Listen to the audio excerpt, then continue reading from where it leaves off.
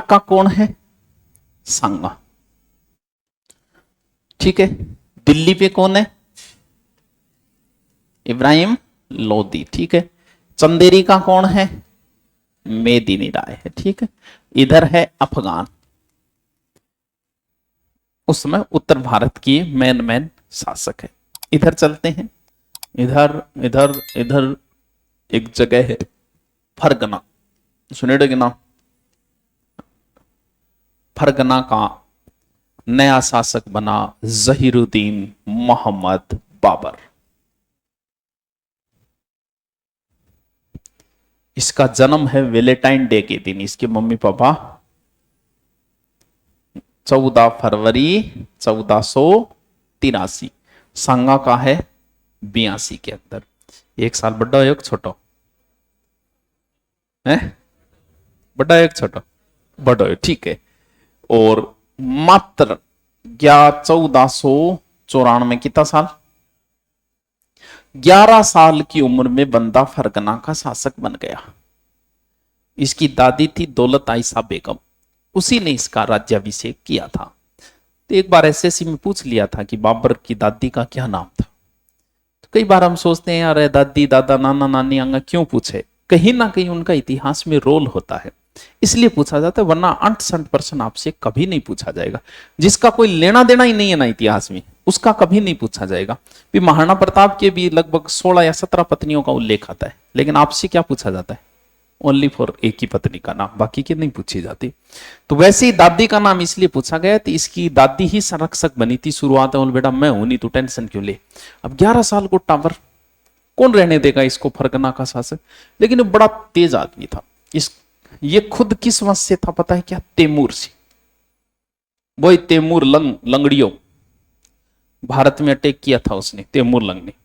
ऐसा कहते हैं कि 5-10 बरोर आवार नहीं वो, तो भारत की लगभग जनता सल्टा जा रहा, क्योंकि उसका एक अपना अलग ही तरीका था। जैसे तारानगर पे अटैक किया, सबको एक जगह इकट्ठा कर लिया और उसके बाद में फिर सबको कटवाता था। वो अपनी आत्मकथा में लिखता है कि ऐसा करके मुझे मजा आता है। तो वो तैमूर लंग इसी का, भारत में अटैक किया था तैमूर ने कभी। इसका बाप तो था तैमूर से, बड़ा ही शक्तिशाली वंश रहा है। और इसकी मां थी मंगोल। चंगेज खान का नाम सुने था, बड़ा सुगला है। पूरी सृष्टि तैमूर चंगेज, मतलब ये मरे थे ना, तब लोगों ने दुआ की थी कि भगवान इसे और ना जामती। ये इतनी बुरी आत्माओं में थी। हिटलर है, 10 लाख यहूदियों को कटवा दिया उस बंदे ने, 10 लाख, कोई अफसोस नहीं बंदे के। एक ये है चंगेज खां, तैमूर। तो ऐसे बुरी आत्माएं जो कभी कभी जन्म लेती है, ये जो कई सालों बाद, क्योंकि इन्हें ऐसा गर्भ भी नहीं मिलता जो इनको एक्सेप्ट कर सके, तो ये बुरी आत्माओं में है ये। तो तैमूर, बाप तैमूर से चंगेज भी बड़े खतरनाक हुए, यानी 2 खतरनाक वंशों का खून एक व्यक्ति में आ गया। इसलिए कई बार पूछ लेते 2 वंशों का खून किसके अंदर था? बाबर जहांगीर में भी हो, जहांगीरी तो उतगईडी आशिक आदमी बन गया हो, तो जहांगीर को मतलब भी आशिक का समझे, जहांगीरी है वो, जहांगीर है ही कौन। ये बड़ा खतरनाक। अब इसका एक सपना था। तैमूर जो है ना, तैमूर की राजधानी थी, तैमूर की 5वीं पीढ़ी से बाबर, सफरगंज। इसका सपना था कि मैं तैमूर का वंशज हूं, और तैमूर ने भारत पे भी अटैक किया था कभी, तो भारत पर वो अपना अधिकार मानता था। क्यों? एक बात, हम लोग क्यों कहते हैं अखंड भारत? हम लोग भी तो मानते हैं कि अफगानिस्तान तक हमारा अधिकार था। क्यों? क्योंकि दिल्ली पे राजगद्दी पे बैठने वाले का अधिकार था अफगानिस्तानी तक, चंद्रगुप्त मौर्य का भी था, अकबर का भी था। तो हम ये मानते हैं कि ये हमारा क्षेत्र है। वैसे ही बाबर मानता है कि तैमूर ने भारत पे अटैक किया था, भारत पे अधिकार किया था, इसका मतलब भारत भी किसका है?